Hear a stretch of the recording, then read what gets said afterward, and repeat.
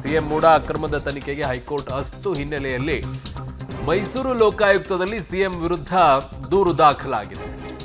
ದೂರುದಾರ ಪ್ರದೀಪ್ ಕುಮಾರ್ ಈಗ ದೂರನ್ನ ನೀಡಿದ್ದಾರೆ. ಪ್ರಾಸಿಕ್ಯೂಷನ್ ಅನುಮತಿಯ ಆಧಾರದ ಮೇಲೆ ದೂರು ಸಲ್ಲಿಕೆಯನ್ನ ಮಾಡಿದ್ದಾರೆ. ಅಂದ್ರೆ ಎಫ್ಐಆರ್ ದಾಖಲು ಮಾಡಿಕೊಳ್ಳಿ ಅಂತ ಪ್ರದೀಪ್ ಕುಮಾರ್ಗೆ ಮೈಸೂರಿನ ಜೆಡಿಎಸ್ ನಾಯಕರು ಸಾಥ್ ಕೊಟ್ಟಿದ್ದಾರೆ. ಇವತ್ತೇ ದಾಖಲಾಗುತ್ತಾ ಮುಖ್ಯಮಂತ್ರಿಗಳ ಮೇಲೆ ಎಫ್ಐಆರ್? ಸಿಎಂ ಮೂಡಾ ಅಕ್ರಮದ ತನಿಖೆಗೆ ಹೈಕೋರ್ಟ್ ಅಸ್ತು ಹಿನ್ನೆಲೆಯಲ್ಲಿ ಈಗ ಮೈಸೂರು ಲೋಕಾಯುಕ್ತದಲ್ಲಿ ದೂರನ್ನ ನೀಡಿದ್ದಾರೆ. ಎಫ್ಐಆರ್ ಅನ್ನ ದಾಖಲು ಮಾಡಿಕೊಳ್ಳಿ ಕೋರ್ಟ್ ಕೊಟ್ಟಂತ ಆದೇಶದ ಅನ್ವಯವಾಗಿ ಅಂತ ಹೇಳಿ. ಇವತ್ತು ಕೂಡ ಜನಪ್ರತಿನಿಧಿಗಳ ನ್ಯಾಯಾಲಯದಲ್ಲಿ ಇವತ್ತು ಇನ್ನೊಂದು ಅರ್ಜಿ ಕೂಡ ಬರುತ್ತೆ. ಅದರ ತೀರ್ಪು ಏನಾಗುತ್ತೆ ಅನ್ನೋದ್ರ ಮೇಲೆ ನಿರ್ಧಾರವಾಗುತ್ತಾ ಅಥವಾ ಮೊದಲೇ ಎಫ್ಐಆರ್ನ ದಾಖಲು ಮಾಡ್ತಾರಾ? ಪ್ರದೀಪ್ ಕುಮಾರ್ ಅಡ್ವೊಕೇಟ್ ಕೂಡ ಅವರು ಕೂಡ ದೂರನ್ನ ದಾಖಲು ಮಾಡಿದರು. ಈಗ ಮತ್ತೊಂದು ದೂರನ್ನ ಲೋಕಾಯುಕ್ತಕ್ಕೆ ಹೋಗಿ ಕೊಟ್ಟಿದ್ದಾರೆ. ಅಲ್ಲಿ ಜೆಡಿಎಸ್ನ ಇತರೆ ನಾಯಕರು ಕೂಡ ಅವ್ರ ಜೊತೆಗೆ ಸಾಥನ್ನ ನೀಡಿದ್ದಾರೆ. ದೇವರಾಜ್ ಅವರು ಕೂಡ ಅಲ್ಲಿದ್ದಾರೆ, ಪ್ರದೀಪ್ ಅವರಿದ್ದಾರೆ. ಎಲ್ಲರೂ ಹೋಗಿ ಇವತ್ತು ದೂರನ್ನ ನೀಡಿದ್ದಾರೆ ಮೈಸೂರಿನಲ್ಲಿ.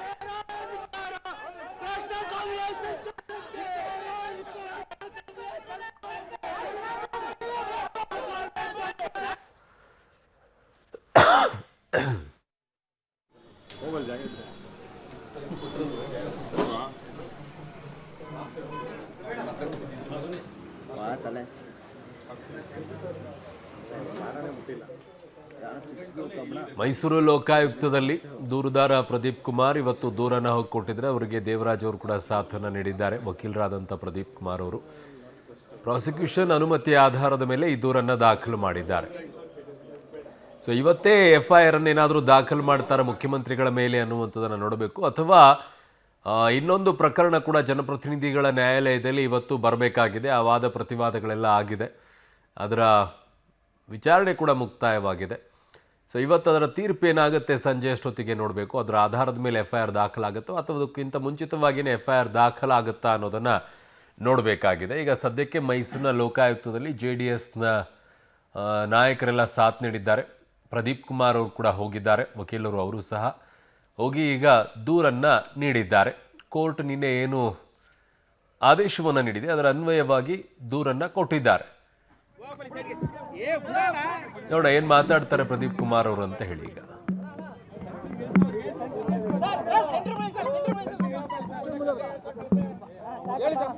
ಸರ್, ಇವಾಗ ನಿನ್ನೆ ಏನು ಹೈಕೋರ್ಟ್ ತೀರ್ಪನ್ನು ಕೊಡ್ತು, ಆ ತೀರ್ಪಿನ ಆಧಾರದ ಮೇಲೆ 17A ಕೆಳಗಡೆ ಡೈರೆಕ್ಟ್ ಇನ್ವೆಸ್ಟಿಗೇಷನ್ ಮಾಡಿ ಎಫ್ಐಆರ್ ಹಾಕ್ಲಿಕ್ಕೆ ಅವಕಾಶ ಇದೆ ಜಡ್ಜ್ಮೆಂಟ್ ಪ್ರಕಾರ. ಆ ಜಡ್ಜ್ಮೆಂಟ್ ಪ್ರಕಾರ ಈಗ ಆಲ್ರೆಡಿ ನಾನು ಈ ಹಿಂದೆ 31 ಜುಲೈ ಒಂದು ಕಂಪ್ಲೇಂಟ್ ಕೊಟ್ಟಿದ್ದೆ, ಅದಾದಮೇಲೆ ಇನ್ನೊಂದು ಕಂಪ್ಲೇಂಟು, 2 ಕಂಪ್ಲೇಂಟ್ ಈಗ ಆಲ್ರೆಡಿ ನಾನು ಲೋಕಾಯುಕ್ತ SP ಆಫೀಸ್ ಮೈಸೂರು ಇಲ್ಲಿ ಕೊಟ್ಟಿದ್ದೆ. ಈಗ ಜಡ್ಜ್ಮೆಂಟ್ ಬಂದ ಮೇಲೆ ಜಡ್ಜ್ಮೆಂಟ್ ಕಾಪಿನಲ್ಲಿ ಏನು ಅಬ್ಸರ್ವೇಷನ್ ಮಾಡಿದ್ದಾರೆ, ಇನ್ವೆಸ್ಟಿಗೇಷನ್ ಮಾಡಲಿಕ್ಕೆ ಹೇಗೆ ಅವಕಾಶವನ್ನು ಕೊಟ್ಟಿದ್ದಾರೆ, ಡೈರೆಕ್ಟು ಯಾವುದೇ ಪ್ರಿಯರ್ ಪರ್ಮಿಷನ್ ಬೇಕಾಗಿಲ್ಲ, ಇನ್ವೆಸ್ಟಿಗೇಷನ್ ಮಾಡ್ಬೋದು ಅಂತ ಜಡ್ಜ್ಮೆಂಟಲ್ಲಿ ಮೆನ್ಷನ್ ಆಗಿದೆ. ಅದರ ಆಧಾರದ ಮೇಲೆ ಜಡ್ಜ್ಮೆಂಟ್ ಕಾಪಿ ಮತ್ತು ಒಂದು ಕವರಿಂಗ್ ಲೆಟ್ರು ಮಾಡಿ ಇವತ್ತು SP ಅವರಿಗೆ ನಾನು ಕೊಟ್ಟೆ. ಈಗ ಅವರೇನು ಹೇಳ್ತಾರೆ, ನಾನು ರಿಕ್ವೆಸ್ಟ್ ಮಾಡಿಕೊಂಡೆ, ನೀವು ಈಗಲೇ FIRನ ರಿಜಿಸ್ಟರ್ ಮಾಡ್ಬೋದು ಇದರಲ್ಲಿ ಇದೆ ಅಂತೇಳಿ. ನಾನು 196 ಪೇಜ್ ನಂಬರಲ್ಲಿ ಏನು ಸಾಹೇಬರು ಮೆನ್ಷನ್ ಮಾಡಿದ್ದಾರೆ ಜಡ್ಜ್ಮೆಂಟಲ್ಲಿ ಇದೆ ಕಾಪಿನಲ್ಲಿ, ಅದನ್ನೆಲ್ಲ ಓದಿ ಅವ್ರಿಗೆ ಹೇಳಿದೆ. ಈಗ ಅವರೇನು ಹೇಳ್ತಿದ್ದಾರೆ, ಇಲ್ಲ ನಾವು ಕಾಪಿ ಕೊಡ್ತೀವಿ, ಎಂಡಾಸ್ಮೆಂಟ್ ಕೊಡ್ತೀವಿ, ನಾವು ನಮ್ಗೆ ಟೈಮ್ ಬೇಕು ಓದೋಕ್ಕೆ ಅಂದರು. ನೋ ಸರ್, ನಾನೇ ಓದಿ ಹೇಳ್ತೀನಿ ಅಂತೇಳಿ ಓದಿ ಹೇಳಿದ್ವಿ. ಅದಾದರೂ ಸಹಿತ ಅವರು ರೆಡಿ ಇಲ್ಲ. ಈ ಹಿಂದೆ ನಾವು ಕೊಟ್ಟಿರ್ತಕ್ಕಂಥ ದೂರಿನ ಮೇಲೆ ಕ್ರಮ ಕೈಗೊಳ್ಳೋಕ್ಕೂ ರೆಡಿ ಇಲ್ಲ. ಅದನ್ನು ಬೆಂಗಳೂರು ಆಫೀಸಿಗೆ ಕಳಿಸಿದ್ದೀವಿ ಅಂತ ಹೇಳ್ತಾರೆ. ಇವಾಗ ಏನು ಈ ದೂರನ್ನು ಕೊಟ್ಟಿದ್ದೀವಿ, ಇದ್ರ ಮೇಲೂ ಕೂಡ ಅವರು ಏನು ಆಕ್ಷನ್ ಮಾಡೋಕ್ಕೆ ರೆಡಿ ಇಲ್ಲ. ನಾವು ಹೇಳ್ತಾ ಇದ್ದೀವಿ, ಹೈಕೋರ್ಟ್ ಜಡ್ಜ್ಮೆಂಟ್ SOP ಇದೆ ಅಂದರು. SOP ನಿನ್ನೆ ಹೈಕೋರ್ಟ್ ಆದೇಶ ಆದಮೇಲೆ SOP ಎಲ್ಲ ಕ್ಲಿಯರ್ ಆಗಿದೆ. ಅವ್ರು ಯಾವುದೇ ಸ್ಟೇ ಕೂಡ ಇಲ್ಲ, ಸ್ಟೇನೂ ಕೂಡ ವೆಕೇಟ್ ಆಗಿದೆ. As per the high court order ಪ್ರಕಾರ ಸ್ಟೇನೂ ಇಲ್ಲ. ಸೊ ಹಾಗಾಗಿ ಈ ದೂರಿನ ಮೇಲೆ ಈಗ ನಾನು ಕೊಟ್ಟಿರ್ತಕ್ಕಂಥ ದೂರು ಮತ್ತು ಜಡ್ಜ್ಮೆಂಟ್ ಆಧಾರದ ಮೇಲೆ ಈ ಕ್ಷಣವೇ FIR ಮಾಡಿ ಈ ಕನ್ಸರ್ನ್ ಯಾರ್ಯಾರ ಮೇಲೆ ಅಕ್ಯೂಸ್ಡ್ ಅಂತ ನಾವು ಹೇಳಿದ್ದೀವಿ ಅವ್ರನ್ನ ಬಂಧಿಸಲಿಕ್ಕೆ ಅವಕಾಶ ಇದೆ. ಇದೆಲ್ಲ ನಾನ್ ಬೇಲೇಬಲ್ ಅಫೆನ್ಸು.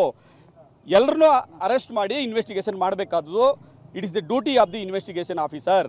ಆದರೆ ಅದನ್ನು ಮಾಡ್ದೇ ಲೋಕಾಯುಕ್ತ ಪೊಲೀಸ್ನವರು ದುರ್ವರ್ತನೆ ತೋರಿಸ್ತಾ ಇದ್ದಾರೆ.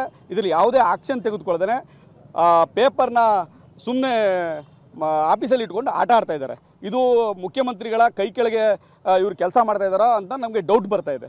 ಅವರ ಆದೇಶದಂತೆ ಕೆಲಸ ಮಾಡ್ತಾ ಇರ್ಬೋದು ಅಂತ ಅನಿಸ್ತಾ ಇದೆ. ಈಗ ಜನಪ್ರತಿನಿಧಿಗಳ ನ್ಯಾಯಾಲಯದಲ್ಲಿರುವಂತಹ ಪ್ರಕರಣಕ್ಕೂ ತಾವು ನೀಡಿರುವಂತಹ ದೂರಿಗೂ ಬೇರೆ ಬೇರೆ ಸಂಬಂಧ ಇದೆಯಾ? ಸಂಬಂಧ ಅದಕ್ಕೂ ಇದಕ್ಕೂ ಸಂಬಂಧ ಇಲ್ಲ. ಯಾಕೆ ಸಂಬಂಧ ಇಲ್ಲ ಅಂತಂದ್ರೆ ಈ ಜಡ್ಜ್ಮೆಂಟಲ್ಲಿ 17A ಕೆಳಗಡೆ ಡೈರೆಕ್ಟ್ ಇನ್ವೆಸ್ಟಿಗೇಷನ್ ಮಾಡಲಿಕ್ಕೆ ಇನ್ವೆಸ್ಟಿಗೇಷನ್ ಆಫೀಸರ್ಗೆ ಅವಕಾಶ ಇದೆ ಅಂತೇಳಿ ಅದರಲ್ಲಿ ಮೆನ್ಷನ್ ಮಾಡಿದ್ದಾರೆ. ಹಾಗಾಗಿ ಇದು ಯಾವುದೇ ಕೋರ್ಟ್ನ ಪ್ರಿಯರ್ ಪರ್ಮಿಷನ್ ಅವಶ್ಯಕತೆ ಇಲ್ಲ ಅಂತಲೂ ಕೂಡ ಅದ್ರಲ್ಲಿ ಬರೆದಿದೆ ಜಡ್ಜ್ಮೆಂಟಲ್ಲಿ. ಹಂಗಾಗಿ ಯಾವುದೇ ಕೋರ್ಟ್ನ ಪ್ರಿಯರ್ ಪರ್ಮಿಷನ್ ಅವಶ್ಯಕತೆ ಇಲ್ಲ, PCR ನ ಅವಶ್ಯಕತೆ ಇಲ್ಲ, ಡೈರೆಕ್ಟಾಗಿ ಇವರೇ ಇನ್ವೆಸ್ಟಿಗೇಷನ್ ಮಾಡಬಹುದು ಆಸ್ ಪರ್ ಜಡ್ಜ್ಮೆಂಟ್ ಪ್ರಕಾರ. ಹಾಗಾಗಿ ಅವ್ರಿಗೆ ಇದ್ದಂಥ SOP ಇದ್ದಂತಹ ಮತ್ತು ಸ್ಟೇ ಇದ್ದಂಥ ಕಾರಣದಿಂದ ತಡೆಯಾಗಿತ್ತು. ಈಗ ಎಲ್ಲ ಅಡೆತಡೆಗಳು ಗೊಂದಲ ನಿವಾರಣೆ ಆಗಿದೆ. ಇವರು ಈಗ ಇಮ್ಮಿಡಿಯೇಟಾಗಿ ನಾವು ಕೊಟ್ಟಿರ್ತಕ್ಕಂಥ ಹಳೆ ದೂರು ಮತ್ತು ಇವತ್ತು ಕೊಡ್ತಾ ಇರ್ತಕ್ಕಂಥ ಪ್ರೆಸ್ ದೂರಿನ ಆಧಾರದ ಮೇಲೆ ಮತ್ತು ಜಡ್ಜ್ಮೆಂಟ್ನ ಆಧಾರದ ಮೇಲೆ FIRನ ಮಾಡಿ ಇನ್ವೆಸ್ಟಿಗೇಷನ್ನ ಮಾಡಬೇಕು. ಈ ಪ್ರಕರಣದಲ್ಲಿ ನಾವು ಆರೋಪಿತರು ಅಂತ ಮೆನ್ಷನ್ ಮಾಡಿರ್ತಕ್ಕಂಥದ್ದು ಸನ್ಮಾನ್ಯ ಶ್ರೀ ಮುಖ್ಯಮಂತ್ರಿಗಳಾದಂಥ ಸಿದ್ದರಾಮಯ್ಯನವರು, ಯತೀಂದ್ರ ಸಿದ್ದರಾಮಯ್ಯನವರು.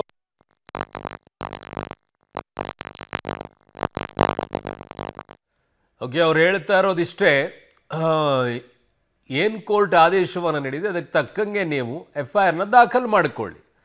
ನಾವು ಯಾರ ಮೇಲೆ ದೂರನ್ನು ಕೊಟ್ಟಿದ್ದೀವಿ ಅವ್ರನ್ನ ಅರೆಸ್ಟ್ ಮಾಡುವಂಥ ಕೆಲಸ ಮಾಡಿ, ಬಂಧನ ಮಾಡುವ ಅಧಿಕಾರ ನಿಮಗಿದೆ. ನೀವು FIR ದಾಖಲು ಮಾಡ್ಕೊಳ್ಳೋಕ್ಕೆ ಯಾಕೆ ಹಿಂದೇಟನ್ನು ಹಾಕ್ತಾ ಇದ್ದೀರಾ ಅಂತ ಪ್ರದೀಪ್ ಕುಮಾರ್ ಅವರು ಆಕ್ರೋಶವನ್ನು ವ್ಯಕ್ತಪಡಿಸ್ತಾ ಇದ್ದಾರಲ್ಲಿ. ಇದು ಯಾಕೋ ಮುಖ್ಯಮಂತ್ರಿಗಳ ಕೈ ಕೆಳಗೇನೆ ಇವರು ಕೆಲಸ ಮಾಡ್ತಾ ಇರೋದ್ರಿಂದ ಒತ್ತಡಕ್ಕೆ ಮಣಿತಾ ಇದ್ದಾರಾ ಅನ್ನುವಂತಹ ಅನುಮಾನವನ್ನು ಕೂಡ ಪ್ರದೀಪ್ ಕುಮಾರ್ ಅವರು ವ್ಯಕ್ತಪಡಿಸ್ತಾ ಇದ್ದಾರೆ. ಕಾರಣ ಮೊದಲ ಬಾರಿಯೂ ಕೂಡ ಕೋರ್ಟ್ನಿಂತ ಮುಂಚಿತವಾಗಿಯೇ ದೂರನ್ನು ಕೊಟ್ಟಾಗಲೂ ಕೂಡ ಅವರು ಏನೇನೋ ಹೇಳಿದ್ರಂತೆ, ಅಲ್ಲಿ ಕಳಿಸಿದ್ದೀವಿ ಇಲ್ಲಿ ಕಳಿಸಿದ್ದೀವಿ ಅಂತೇಳಿ.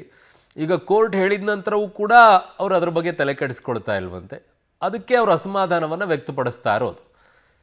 ಪ್ರದೀಪ್ ಕುಮಾರ್ ಅವರು ದೂರನ್ನು ನೀಡಿದಂಥವರು ದೂರುದಾರರು ಈಗಾಗಲೇ ಕೋರ್ಟ್ ಕೊಟ್ಟಿರುವಂಥದ್ರ ಪ್ರಕಾರವಾಗಿ FIR ದಾಖಲು ಮಾಡ್ಕೊಳ್ಳಿ ಅಂತಂದರೆ FIR ದಾಖಲು ಮಾಡ್ಕೊಳ್ತಾ ಇಲ್ಲ ಲೋಕಾಯುಕ್ತರು ಮೈಸೂರಿನಲ್ಲಿ ಅಂತ ಅವರ ಆಕ್ರೋಶ.